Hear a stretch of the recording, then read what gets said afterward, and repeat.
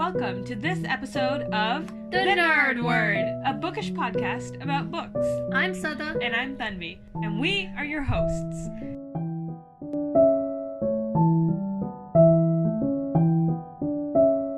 This episode's topic will be The Gentleman's Guide to Vice and Virtue. That title was too long to say by itself. By together. Mackenzie Lee. Wait, by itself? No, in unison. It's too long to say alone. I can't talk. I'm saying it wrong. Okay, anyway, ignoring Thanvi and her mini mental breakdown, let's lay down the facts. I like the title, I swear. It's really cool. But, okay, yeah, laying down the facts.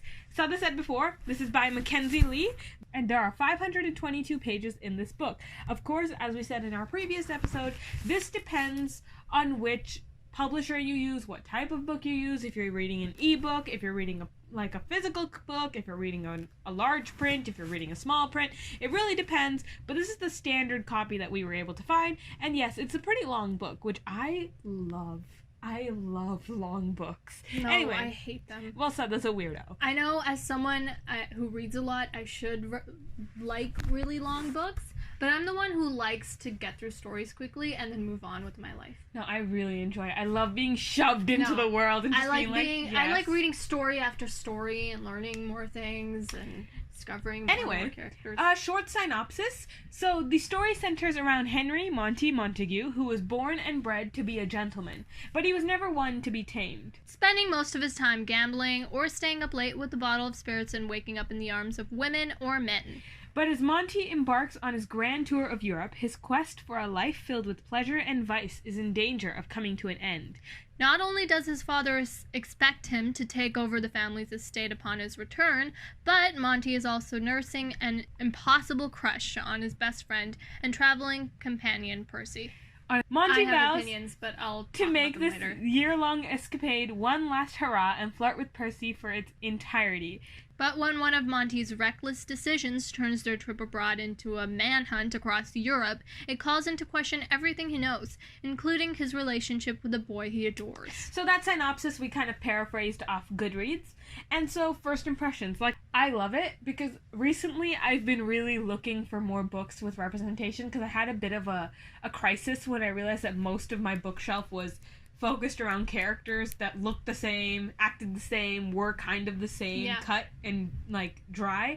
So I wanted to change it up. And this not only has a main character who is part of the LGBTQ plus community, who then is figuring himself out throughout his journey, but also a person of color. He has his sister, and I was so looking forward to start it. So yeah, I was excited to start reading the book, especially because I wanted to read about different places around Europe and get to learn what it would have been like at the time. Mm-hmm. And I get to, spiral down a different era and a different part of the world.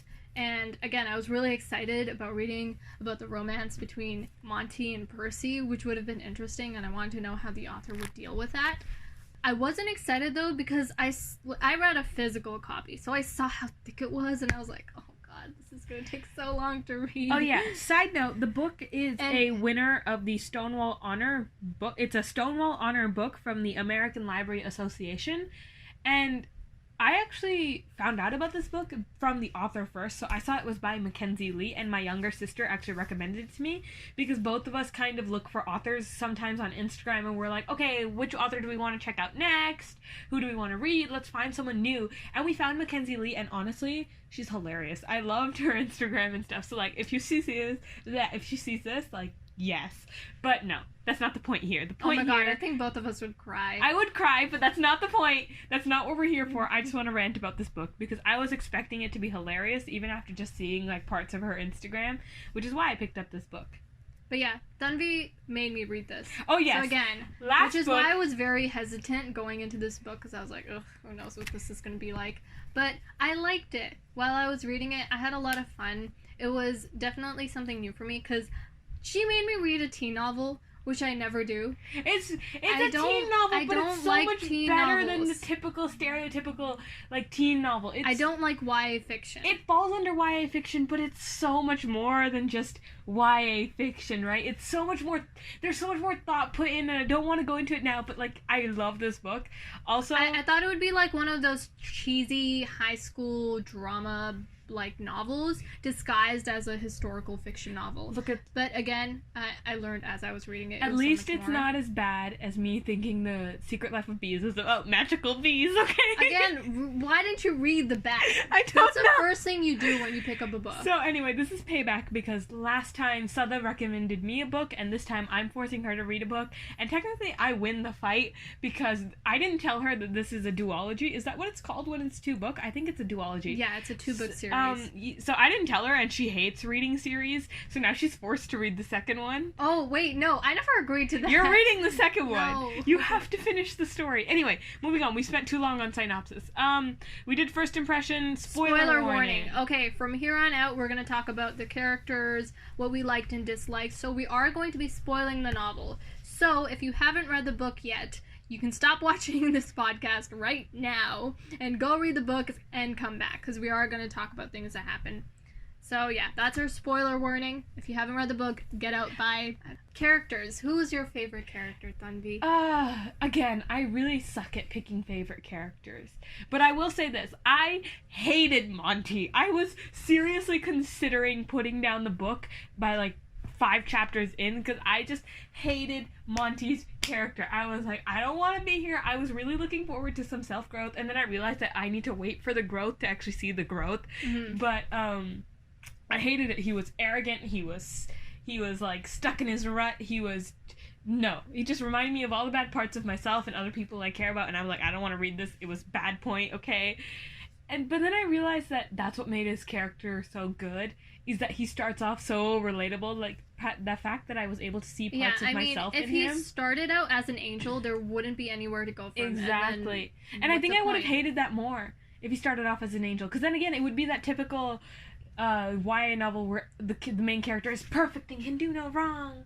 Like, you know, when you have a female character that's never seen a weapon before, but suddenly they give her a knife and she's like John Wick. She's yes. like John Wick with a knife, and it's just like stab, stab, stab, everyone's dead. Give me a pencil. Yeah, so at least it was If you realistic. got that reference, I like you. If you didn't, go watch John Wick, because the new one is coming out in a minute. No. One thing at a time here. Okay. Sorry. I thought you would like Felicity. Oh, I love Felicity, but because she's just stubborn. She's made up her mind about everything. Are you calling me stubborn? No, like, I feel like you like characters like that. Oh yeah, I'm very stubborn. Who have made up their mind about everything, who are very head-on, very bold. I like characters like that because I wish I could be like that. And she is a lot like you. Reads a lot. Is a huge nerd.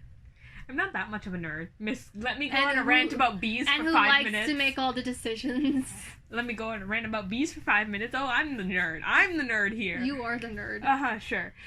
And yeah, but going back to Monty, we didn't finish with Monty. Oh, you haven't? Okay, I thought she was done ranting about Monty. We didn't. But I guess she's not. So let me shorten it up so Sadla can continue with her point.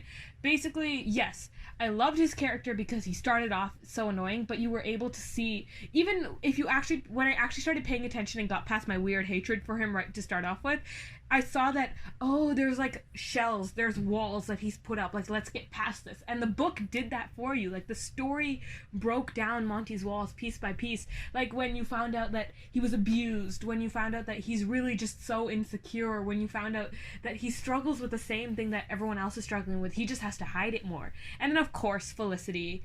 And now you go, because then I will start ranting about Felicity, and we don't want that here. I mean, I already stated all of the reasons why you would like her, probably. It's probably all of those, right? It's that and so much more. Yes. But yeah, okay, I know you hated Monty because, again, arrogant. I hated him. I don't anymore. I loved him from the beginning. I found him so funny. He was just the worst. And I was able to tell right away that, yes, he was arrogant, but even the way he would talk about his, like, father...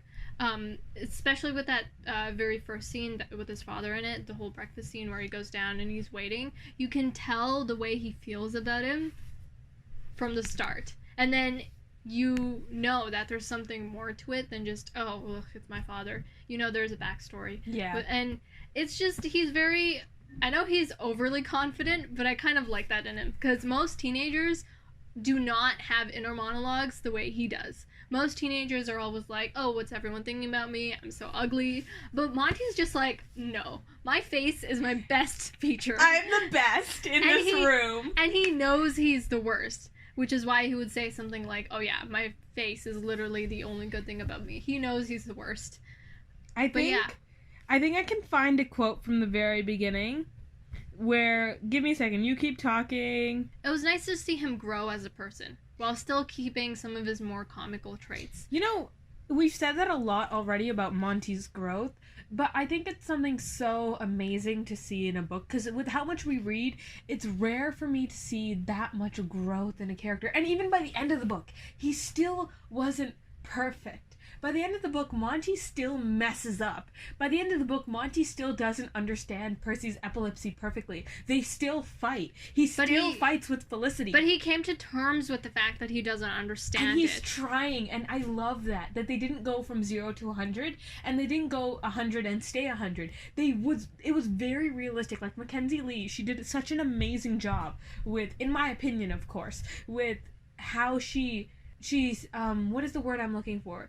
She planned out his growth. She made it very natural, because then it continues on into the second book, which, if we ever do an episode on that, we'll talk about that then. Mm-hmm. Oh my god, we suck. At what? We are a disappointment as musicians. We haven't talked about Percy? Yes! Oh yeah, I love Percy. We are musicians and we didn't talk about Percy. What is wrong with us? Again, that's one of the things I never really liked about Percy. Yes, we did have the moments where we found out about his illness and there was a lot of big reveals and plot twists that had to do with Percy, but I didn't see as much character development in him. I feel we've had this debate already. Again, he's not the main character, so maybe it wouldn't have mattered as much, but I did see it with Felicity. But that's because the whole second book is about her. They needed to set it up. Because, again, I think Mackenzie Lee is very good, in my opinion. Again, I've only read this book of hers, but I'm in love with it, so I'm going to make a whole lot of assumptions here. Bear with me. She's very good at balancing things out and setting them up in advance. So I think, because she already probably knew that she was going to write a second book on Felicity, and she had the story in mind, hopefully, maybe not while writing this, but eventually she started thinking about it. So setting it up beforehand in the first book was probably a good idea. Also because it would make no sense, right? Mm-hmm.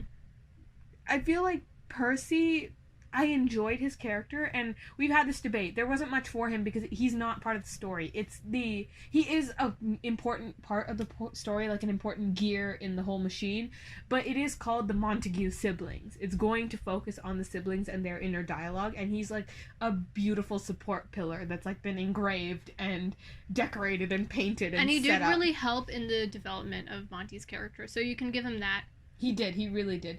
Also, I love it. I love the portrayal of a person of color in historical times. Mm-hmm. I thought it was amazing how, this is going to sound really rough, but literally every time I read a historical novel, most time they put in people of color, we are usually the slaves, the servants, the ones at the edges of society, the ones who are being taken advantage of, the ones who are cut out of the story. We're never really integrated with the main characters. I didn't realize he was a person of color until somebody outside of the whole trio that was amazing, mentioned it in a racist comment. But other than that, the way Monty treated him was just like everybody else, and he was British. Yeah. And so he was British, he was from a noble family, he wasn't independent, of course, as we learn later with his epilepsy, but he put on the airs of Monty, and it was great. He seemed like a regular teenager, and I love it. Yeah, and it reminds me of the whole, like, awkward conversation I would have with some people where it's like, so where are you from? And I'm just like, Canada? And they're like, where are you really from? Oh my God. God. I'm like, I'm not from India, though. That was literally Percy. He's like, I'm not from Africa. He said that in the book, and I loved British. It was a complete call out to things I had experienced, and I was like, oh my God, I feel truly represented in this novel. I loved it so much. It's crazy what people don't realize that one person of color written right into a book can do for two random girls in the middle of nowhere. Yes. I mean, like, yeah, we don't actually have that much in common with Percy on a surface level if you think about it. Is he black? I'm pretty sure he is. Mm-hmm. Right? They don't I don't know. Did they specify? They didn't specify. And again, he wouldn't have said it himself because he grew up in England. Exactly. It's not really where his parents might have been from or where his ancestors might have been from. It's where he's from. Yeah. Didn't really play much of a role in it was never really spoken about because it didn't play a role in his childhood and the way he was brought up. And that's honestly what I love. I would love it to be so natural. He was raised in England. Yeah. So he's a person of color. He is a dude. He has epilepsy. He plays the violin. Ew. I don't play the violin. I play the flute and the tuba. We are better than you, violins. Nobody come after me. Violin wins. Moving on now. Okay. What we liked and disliked. Wait. We forgot to finish off Percy neatly. Okay. So the representation was great. Also, side note, it was beautiful to see a person of color written in where their skin tone wasn't described using food. Do you know how many times I read that? Chocolate colored, nutty brown. I'm like, that sounds kind of gross. Chestnut brown. Chestnut. What was it this one time I read in a book? It's this really cheesy teen novel, and they wrote, her skin glistened like some sort of meat or something, and I was like, ew. Ew. It was gross. So, props. I love it. I enjoyed it. It was nice to have him written in as a non-slave. And they wrote the musician practicing. Yeah. There was a scene where it's Percy was practicing, and I'm like, yes, because we practice. Yeah, Anyway, that was just little things that we liked. Okay, liked and disliked. We talked about it a lot with the characters, but this is more about plot, setting, other things. But what I really liked was the way Mackenzie dealt with epilepsy. Ooh. Yeah. Because, again, she really made the time period play a role in how Monty felt about Percy's epilepsy and how he, as a result, dealt with it. Because, obviously, at the time, there wasn't much known about what epilepsy really was. Yeah. It's actually a cognitive disorder. But, of course, in those times, I think this is the 17th century? The Bourbon Dynasty. So this was before they started getting all the hate. This is before the French Revolution, so a bit before that. Oh, okay. So, anyway, around that time, of course, someone who would have had seizures would have been considered crazy or just mentally disturbed, which really isn't what epilepsy is. And nobody at the time would have understood that you could just live with epilepsy. People with epilepsy are normal people. Mm-hmm. The only real struggle is seizures, and they're not contagious. They're not really something that it's something that can be. It doesn't really put anybody in danger, even the actual person. They would, as long as they're careful. For example, everyone with epilepsy. This is from what we know personally. Obviously, someone who suffers from epilepsy would understand this better, but from what I know is that people with epilepsy each have a different reason for why they experience seizures. And of course, for everyone it is a different range of how many seizures they have, how long it is, how dangerous they are, what they do, what happens. And so there's a range. Some people it comes with bright lights, other people it's noise, other people it's touch or whatever, and it means that they might not be able to drive, but they're still able to live a productive life. But that's what we know today. But and it doesn't really put them in too much danger unless they're around something that can make them hurt themselves. Like if you have there's many different types of seizures, but if you have one of the ones where you move a lot and you can't control your movement, it could hurt you physically. That's really the only thing that could make epilepsy dangerous. So you could really see Percy trying to get it across Monty, trying to get him to understand that, hey, this doesn't, you don't have to try to cure me. Maybe I don't want to be cured. Oh, I loved that line. I love that. I loved it I don't so need much. to be cured to be fixed. Yeah.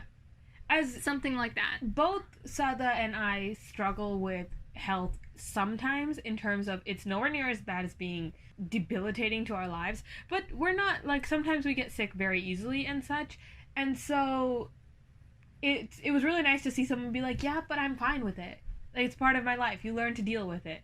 And I teach over the summer at a summer camp with all these children, many of them who struggle with not only mental health issues, but also physical disabilities or mental illness in general. And so we get to see that all these kids, it's nice to see them being able to go around in their lives and be like, you know what? I'm happy with how I am. And it was great to see that represented in a book, because I immediately thought of the kids I teach, and if I were ever to show them this book, how they could look at it and be like, someone else who thinks like me. That's pretty awesome. Mm-hmm. Right? It was nice to not see the typical, oh, I hate my life. I hate how it is. And of course... And I want to fix it at all costs. Yeah, and of course, that's part of some people's experience. But it's also not everyone's experience. And the fact that that has been what's mostly been written hasn't been the best.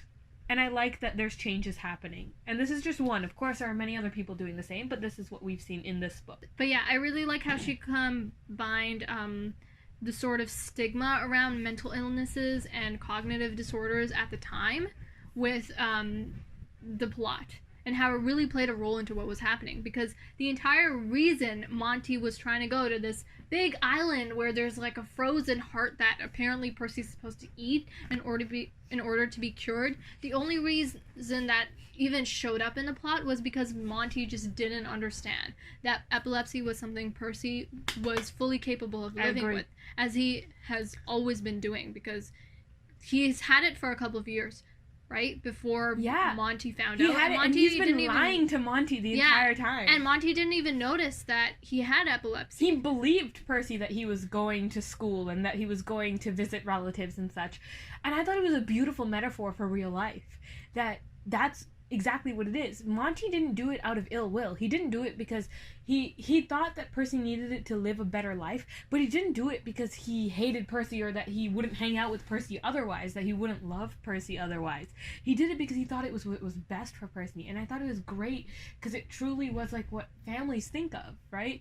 People, parents, family members will go to the ends of the earth to try and find a cure for the loved ones they have that are suffering.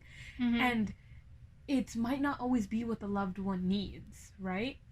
Sometimes they just want them there, which is exactly what Percy says, is that I just wanted to spend time with you. I just wanted to, like, figure out my feelings for you. I don't need to travel to this your feelings. Little sinking island and eat some lady's frozen heart. And the best part is, it doesn't even work. I just need support from the people around me. Like, in the end, they get there, they suffer, Monty gets horribly injured, and then they don't even know if the heart would have worked. The heart is destroyed. It's gone. And it's like... You can't see my face, but I'm, like, giving the most dramatic expression I know. But anyways, can we move on to happier topics? Because I have something I've been holding in and I must spill. Okay, so basically, I loved the historic aspect, okay? Sada and I are both huge history nerds. Like, I kid you not. We are obsessed sometimes. It's not even funny. We bonded over the fact that we both enjoy researching history in our free time. That's where our friendship was somewhat formed. It was that in music class. And so... And drama. You could tell there was so much research put into this. Just, like, mentioning of names here and there. Like... This is how you know the author really knows her stuff. Yeah, she put effort. Because she didn't just, like, pepper in historical references in terms of what was happening in terms of politics and the rulers of the time. She really understood the historical context of and the novel effect it would have on the people, because she knew all the little details of, like, how people in certain regions would have acted, and she got the politics of how pirates worked at the time, and the fact that they're not pirates, they're pirateers, and that they worked for the government, the British and European government. She got that right. She got it right, and it was like, obviously she's more mature, she understands, she's better educated than both of us, and so she's done her research and she's able to do it. But the fact that she put so much effort into small points like that, like there's this one line halfway through the book where they're on this tour and they mention the Bourbon dynasty, and they mention it correctly, how people are starting to have seeds of doubt over the Bourbon dynasty, and see that they're known to be really strict, that they're known to be really corrupted, that they're known to be blah blah blah blah blah, and that you have to be careful what you say because they have so much power, right? And I kid you not, at this exact moment, we were learning about the Bourbon dynasty and their history in our history class, and we were learning about the French Revolution. She would not stop talking about it. So I was so excited. I was like, oh my god, this is a sign from the universe. This is meant to be. That I'm supposed to read this now. I read the book after she did, so this was after I had already learned about everything, and it made me so happy to see that the author didn't just, like, sprinkle in all the big parts that stand out to all of us. She put in the effort to add the little details, as I've already said. But, yeah, like, even the whole people doubting the Bourbon dynasty, she wasn't very explicit in saying it. She wasn't just like, oh yeah, this is the time period, this is what happened, moving on now. And even, like... with the pirates. It was it was mentioned briefly in conversations, and it felt very natural. Okay, so that's gonna hate me for this, because this is part of the reason I'm so biased and I love this book, because as she can tell you, I'm obsessed with pirates. I have an obsession, and it's really, really, really bad. So anytime there's a book with any sort of mention of sailors, of pirates, of pirateers, of historic pirates too, She will laugh, cry. I will scream. I think I screamed in your ear. Cry and laugh and scream at the same time. I just get really into it. Okay, when I was reading this book, oh, are we in noteworthy experiences was that now? this is so Thunby. Like, it's just 100% you. It was the historical context, the pirates, the bit of fantasy with the little bit of magic at the end. Yes, and Felicity's character, and just how so many of the people were just defying the odds and the their pirates. Social norms of it was the time. accurate. They were people of color who were trying to make their way up into the world by getting a privateer license so that they could go out. And I was just like, this is amazing. This is so much research. I think the author has a degree in history, like a major or minor in history. I read something in her bio. You know what? I'm gonna search this up. You talk about what you disliked, if you disliked anything. Oh wait, I wanted to make one last point about the pirates. Continue. I like how she didn't. The way that pirates were portrayed in this novel wasn't the all too typical, oh, we're pirates, we're gonna kill you no matter what, or, like, it wasn't at all like that. Yep. There were actual people, first of all, and I love how they weren't perfect in what they did. They were still trying to figure it out themselves and what they really were, and they just kind of sucked at being pirates. And they even admitted at some point, they were like, yeah, we're kind of new at this, because we don't really have a choice, because we were forced into this destiny. She does have a degree in history. She has a BA in history. Yeah. So use that BA. That's amazing. I love it. That's my plan for university, is using multiple things, because I enjoy learning way too much to stick to only one thing. Mm-hmm. Anyway, disliked. Anything we disliked? I think I'm still too in love with it to. It was so darn think. long. Fair. Okay, moving on. I know what I dislike. Oh Lord. I figured it out. Yes. It's a thing I usually dislike is I love the pace right up until the end. And then the ending always just feels a little quick for me. It felt I understand it was part of it, like that's what they wanted. It was supposed to be bang, bang, bang, explosion, giant fight. What happened? Mm-hmm. But it was a bit much for me. It was a bit much. It was a bit too fast. But I honestly did dislike it. I mean, can I say that I hated his dad? I mean, disliked his dad. I didn't like his dad. You know, one thing I did dislike is I want to know what happened to the monster. Monster is their youngest sibling, their new brother. I forget his name. Oh yeah, that's the part I didn't like, because I was like, man, you're leaving your younger sibling. You're abandoning your younger sibling. With your abusive father. Yeah, I would be like, oh no. Actually, yeah, because it's like, I would never. I couldn't just leave my siblings. But again, I guess that's part of their story. But at the same time, I understood it. There was no other way around it. Yeah, they couldn't take a baby with them. They just seized the opportunity when it came. And again, there wasn't much of a bond there. Dislike. Another part I disliked was just I was fine with the ending. A lot of I know especially because this is an adventure novel and their initial adventure wasn't.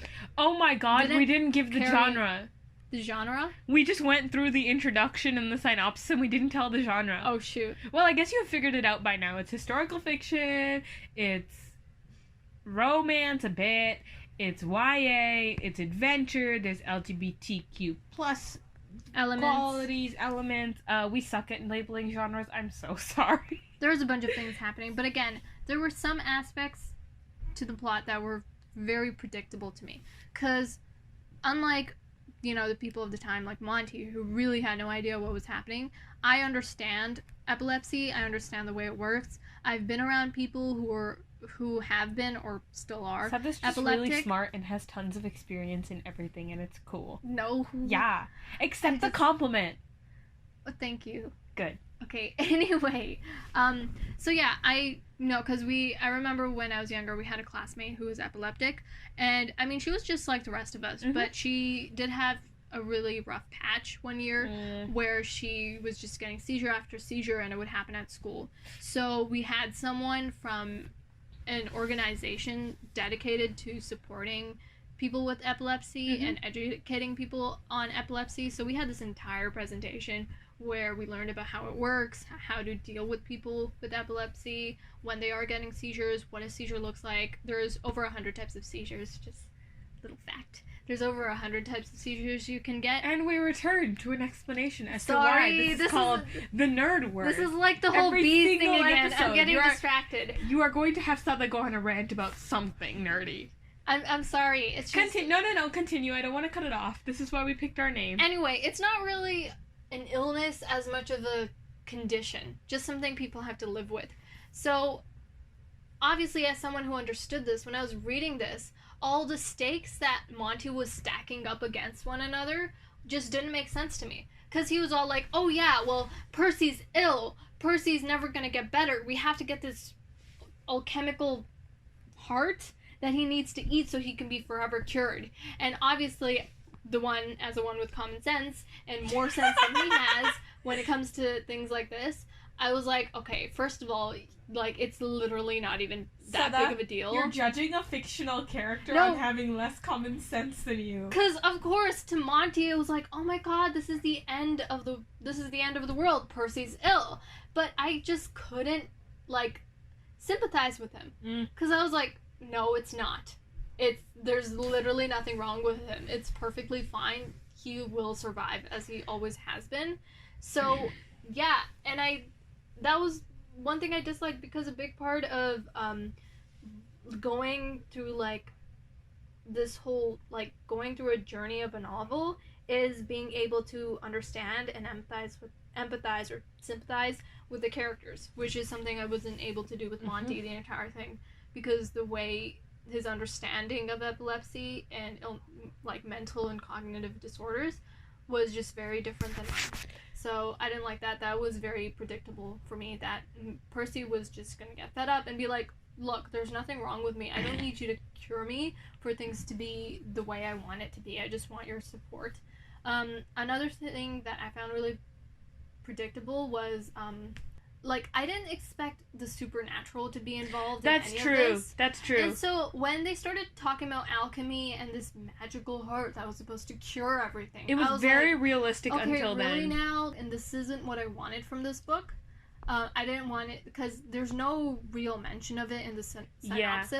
So I was like, okay, really? Like, this is very dumb. They thought they had all these expectations of this heart, like, curing people. Usually in a book they set up all these expectations of what's going to happen, and then there's a whole reveal of what's not going to happen. I'm going to argue with you a little bit there. So there was, like, wait, let me finish my point, I'm almost done. So, in that moment where like, the heart hardly even worked, and Percy was all like, yeah, I don't need this to be good, they never ate it, though. It wasn't much of a surprise for me. It was, yeah, well, I told you so. I guess I'm going to argue with you a little bit there, because I feel like it was accurate in terms of crazy... Even in our history class, we've learned about so many times that people have followed crazy dreams and crazy legends for a crazy cure that they thought was true. And whether that... I don't want to say crazy, I'm going to fix that, because... It might not have been crazy. It's not crazy to them. To them, it was like something they got from a religious leader, from someone they trusted, who told them that this would be a cure, because back then that was more realistic. That was logical, right? Mm-hmm. I do admit that it was kind of thrown in to me really quickly, and I'm like, wait, where did this come from? Like, this whole storyline, they haven't kind of mentioned anything remotely supernatural, magical, religious, not religious, but sort of like, what is the word I'm looking for? Like, otherworldly. Otherworldly, there we go. And they've never really mentioned it, so I don't know where it came from, because I get it, it was kind of like the desperation of Monty finally found it out, so he was looking for anything, and this kind of conveniently popped up, but I get it. But, like, I don't know where. But, still enjoyed it. I enjoyed it for the places they visited, and all the descriptions. Oh yeah, I love the descriptions. I love them, like, being like, oh, let's go to Paris. They're building this. They're doing that. And I'm like, hee hee hee. Anyway, noteworthy. That's where it was. They were like, oh, we should go to Paris. And then people are like, no, you have to watch out for the Bourbon dynasty. They're really blah, blah, blah. You don't want, I think Monty's father wanted him to make friends with someone in the family, because of course it's bigger than just like a one set family. Mhm. It was funny. Noteworthy experiences. I talked about like the whole history thing with the Bourbon Dynasty. Another one, as you will notice, Suther will go on a rant every episode, and I will probably tell you about some stupid thing I've done with the book. And the stupid thing I did with this book is I read it, didn't realize it was a series, and freaked out for I think 2 days, being like, no, I want to know what happens to Felicity. I hate it. Why didn't I know? Why isn't the... And then Seth was like, why don't you search up if there's a second one? And I found out the second one had already come out, and I could literally have just gotten it and read it already. And then I was pissed. Because Yeah. I was like, why is this a series? You've tricked me into reading a series. How dare you? So that was me being dumb again. It's gonna happen. It's okay. It's okay. I just don't use I'll read the second entirety one. of my brain. It's just a 2-book series. I'll survive. The second book is as long as the first one, and it took Oh you. my god! It took you literal months to read this first one. Yes, because I had school. You also kept reading other things. Yes, I would, because I don't just read books. Like, I read other things. Like, I'll read, like, one of those really, like, small nonfiction books from the library, just on a whim. So, yeah, it did take me literal months to read this. Oh, another noteworthy experience. I was reading it during school. I want to explain myself. I was reading it during school. This book isn't my style. They don't need your backstory. I know it's not, it doesn't follow the structure of a teen novel so much. There were a lot of cliches I noticed, but the style of writing was still the same. Like, you still had the unnecessary sarcasm. True. You still had the not so sophisticated word choice. Mm-hmm. Okay, what do you mean by cliches? Examples. Give me examples. Back yourself up, girl. Okay. Oh god, she just rolled up her sleeves. She rolled up her sleeves. I started something bad.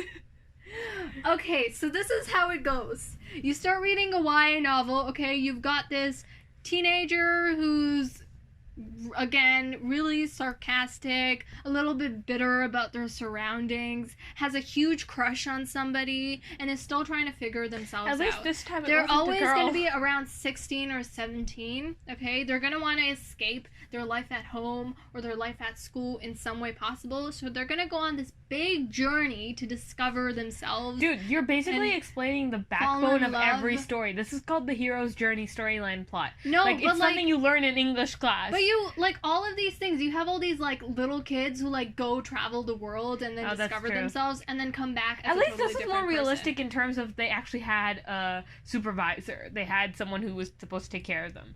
See, the hero's journey, the archetypal I can't pronounce, story pattern. It's common in every modern day adventure, well, most of them, and ancient myths. You learn about this in English class. It's basically like a plot line. That's what it is. Of course, it's an adventure novel. I read books where it's like... Look at this. See, look at this. It's the same thing. He even had, like, temptation. Like, all of it. Like, come on. That's typical English. No, because I was like, why is this little kid traveling the world? He wasn't a little kid. He's a teenager. I would never be allowed to go abroad. You're salty? No, salty. I can't English today. What is it? You're projecting your emotions onto these characters. Stop. There's a, like, cliche high school romance where it's like the main character is, like, completely obsessed with another person. And it's not even, like, they're not even accepting of the fact that they have flaws. Do you realize how weird this episode is? It's like, oh my god, Percy's perfect. He's just super handsome. I love him. No, but the thing I love is that Monty gets super pissed at Percy midway through the book. They have a fight in that salon, right? Salon. In the salon where they went to see the show. They went to see, I think it was an opera. They went to see the opera, and they have a giant fight because they're about to kiss. And I was like, yes. And then it's like, nope, never mind. They're going to have a fight now because Monty can't accept feelings. Anyway, noteworthy experiences for you? Any? It's the same as yours. Yeah. The only thing is that that's the one I wanted to bring up. This is only the second time I've actually read a book with a LGBTQ plus character. Of course, if you check on the author's Instagram, people ask her questions like, what is the labels they follow on?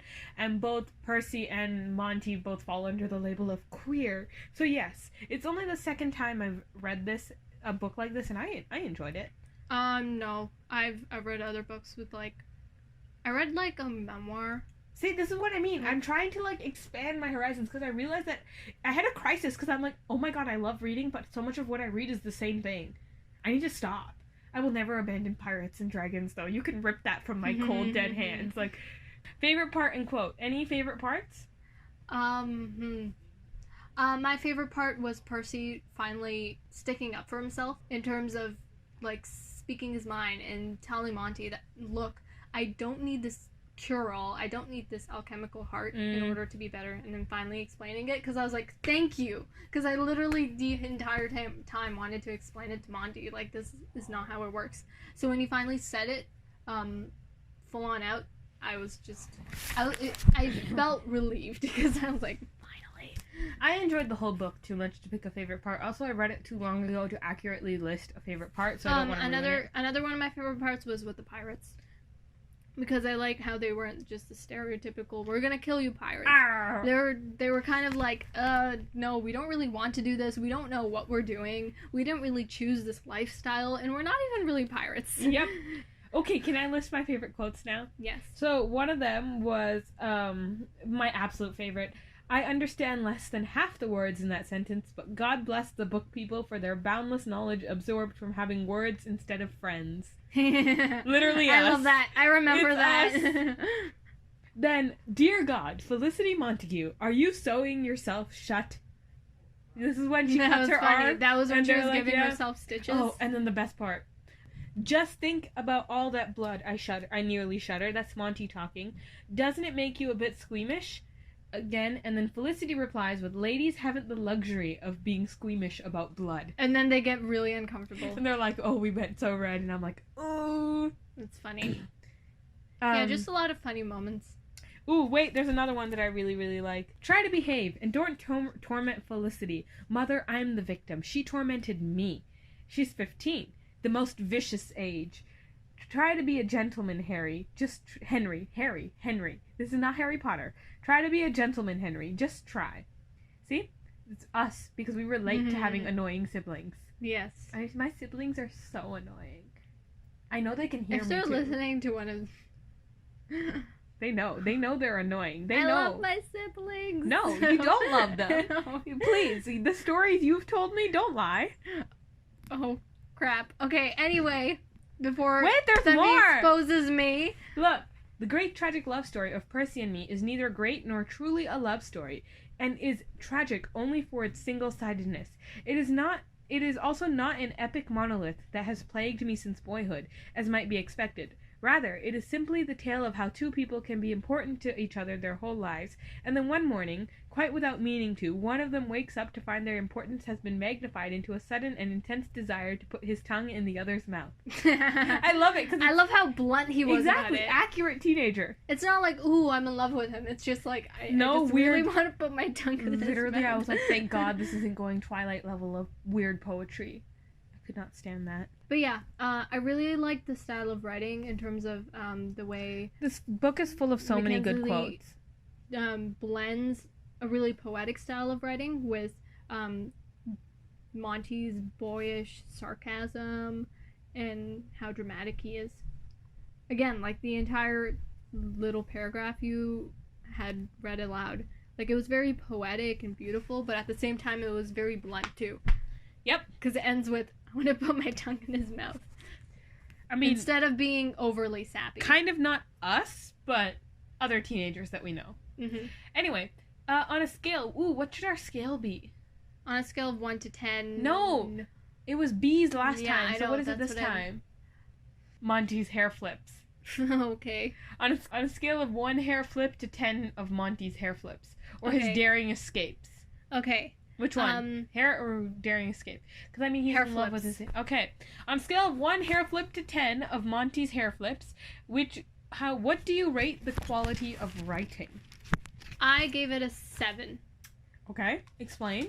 Again, it wasn't the most sophisticated, but it did a really good job of being a mix of different things.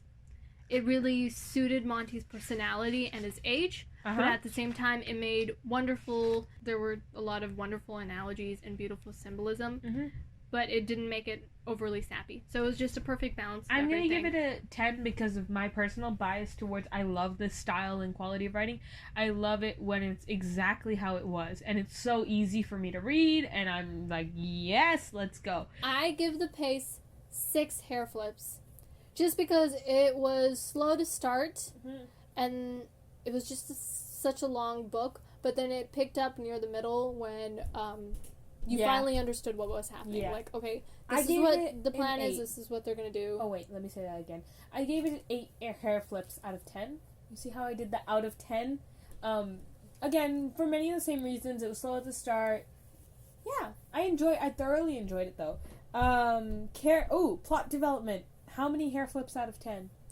How many hair flips? Yeah. I gave it I would say an 8, but I'm going to say 8.5. Simply because the only part I really didn't like about the plot development was the end with the random magic. Yeah, and maybe I should give it a 9. I didn't like. Okay, I'm gonna give it a 9. The beginning part where they were in Paris, there wasn't really much happening, and the second half of the novel just for me came out of nowhere. And I was like, okay, so now there's this huge like magical heart that they're looking for, and it was just. In terms of plot development, I also enjoyed how it was sectioned off into the different countries they were visiting. I liked that. It kept it neat, kept it organized. I was a fan. Yeah, I really liked how organized it was. Characters, how many hair flicks out of 10? I gave it a 10, solid 10. I loved all the characters. I gave it a 9. It was a 10 for you. Are never happy. God dang it, Sada. Can you not just enjoy what I give you? I am happy. I'm happy with this book. Okay, fine. This is pretty high for you. Yep. Okay. Characters, do you want to finish your point? Yeah, so the only reason I didn't give the characters a 10 was because I didn't think much was happening with Percy, and he just seemed too consistent throughout. Yeah, but I really liked the character development with Monty and Felicity, which is the reason I gave it a 9. Because I really enjoyed watching their personal journeys. Enjoyability. Oh, enjoyability, gave it a 10. As we've talked about before, this is full of everything I enjoy in life. It was a pleasure read. I loved to read it. I enjoyed every second of it. I read it in 2 days. I think I read it in 2 days because I was so excited. You read a 500-page book in 2 days? I got really excited. She's insane. I also gave up every part of my personal life. All I did was go to school, read during school, read after school. Okay, moving on. Insightfulness. I gave it an 8.5 because there were some beautiful moments. I didn't do enjoyability. Oh, you didn't do enjoyability. You gave enjoyability a 10. Yes. I gave it an 8 just because it was so darn long, and it took me such a long You're just time bitter. You're just bitter. My God. Anyway, I get it, though. I was just so annoyed with how long it was. No, honestly, if I start reading a book and I'm really into it, the longer it takes me, the less interest I have in it, because it just drags on. Even though the book itself might not drag on, it's the fact that it takes you so long to get through it. Mm-hmm. Okay, so like I said, insightfulness gave it an 8.5. There were some beautiful moments, but it wasn't like Goldfinch level of insightfulness, which I don't know why the Goldfinch is my marker for the most insightful book. Mm-hmm. But it just is at the moment. I would give it 8 hair flips out of 10 too. Oh, I forgot the hair flips. There was a lot I'm a disgrace. No, there were a lot of opportunities for the writer to insert moments of insightfulness. Yep. With the things that Monty came to understand throughout the novel. Yep. So I definitely saw that, like how he came to terms with Percy's epilepsy, and he finally came to terms with himself. And he realized that most of the things he wanted to do for Percy... This is a quick rating, not like a 3-minute was speech. For him and not for Percy. Okay. So ease of reading? Like that. Okay, how many hair flips? No, how does this work again? Because would 0 or 1 be the easiest? No, it's higher the better. Higher the easier. The higher the easier. Yeah. Okay, so then it would be like a 9 or 10. Yeah, it was a 9. It was pretty easy to read. It was easy to read. It was like at our level perfectly, again, because this is a YA novel. Yep. So it wasn't hard for any of us to read. Overall rating, what'd you give it? Oh, I gave it a 3. What? I initially, I scribbled in 3 stars. This is just because of the length and the fact that I told you it was a series. This is the only reason why you gave it a 3. Don't even lie. You're just bitter. I don't know. I gave it a 3. It was good, but offended. It wasn't the best. I don't know why I'm so offended. Okay, fine. I get it. It's not your style. You gave The Secret Life of Bees a 3. Oh my God. How dare you? How dare you? Suck! You suck! This is why we can't read books She gave together. The Secret Life of Bees a 3. You gave this now, a 3. And now she's all like, oh, you have no taste. You don't know what you're talking Okay, about. I did not say you didn't have taste. I'm saying we have different tastes. How we've managed to find a single book we like reading together, I have no idea. We have such different tastes. Like, but we both. No, I think but it's The because we Secret both Life of Bees was a wonderful book. Okay, It was a like wonderful work book. of It just art. wasn't as good. Okay, No. again, you disappoint me. You disappoint me. I gave it a 5. I gave it a 3. Again, I was really annoyed with the way Monty talks sometimes. So you gave it 3 flips out of 5. I gave it 5 flips out of 5. So overall, that kind of averages to 4.5 flips out of 5. Oh my god. Don't even. Sure.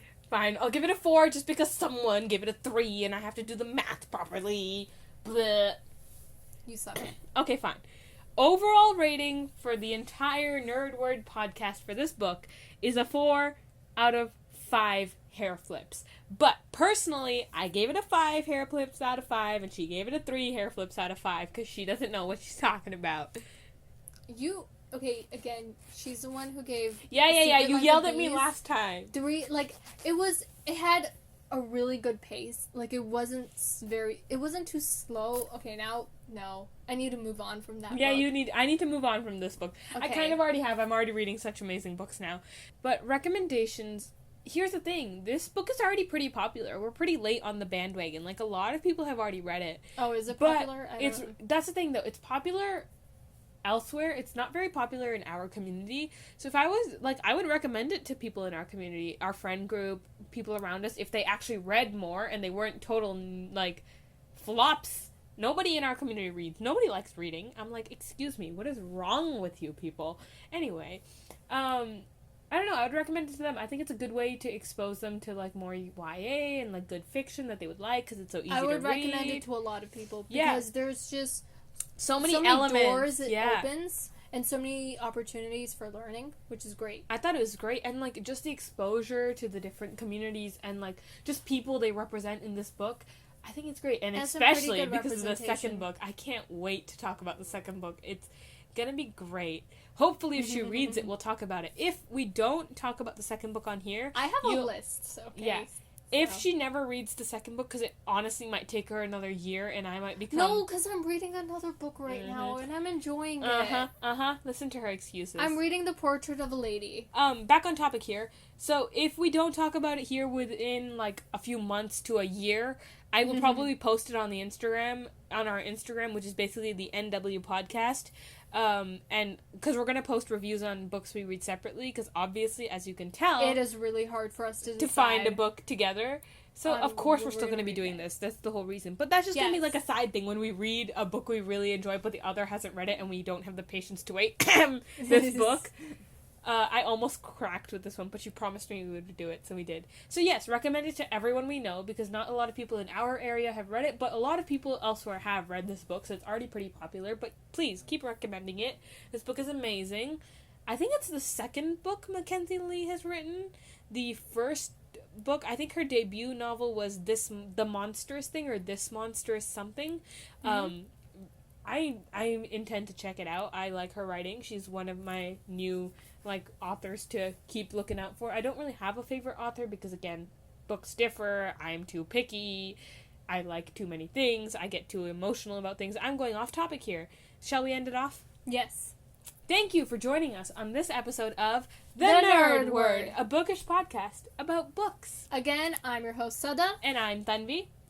Stay tuned for next episode, which we haven't decided what we'll be talking about, but hopefully if we ever pick a book, it'll be good. Don't forget to subscribe to our YouTube channel and follow us on Instagram. Oh my god, we do have a YouTube channel now. Yes. Oh, also, look at our amazing logos. Our friend Serena designed them, so she's amazing. Yes. Absolutely amazing. Thank you, Serena, for designing our logos. We love it. I don't know if she's gonna listen to the We end, think you're amazing. but please. If you are listening to this, anyway, we just wanted to put that out there and give credit where it's due. Yep. She did all of that. She's and amazing. We're really thankful. We should put her link in the bio. Okay. Bye!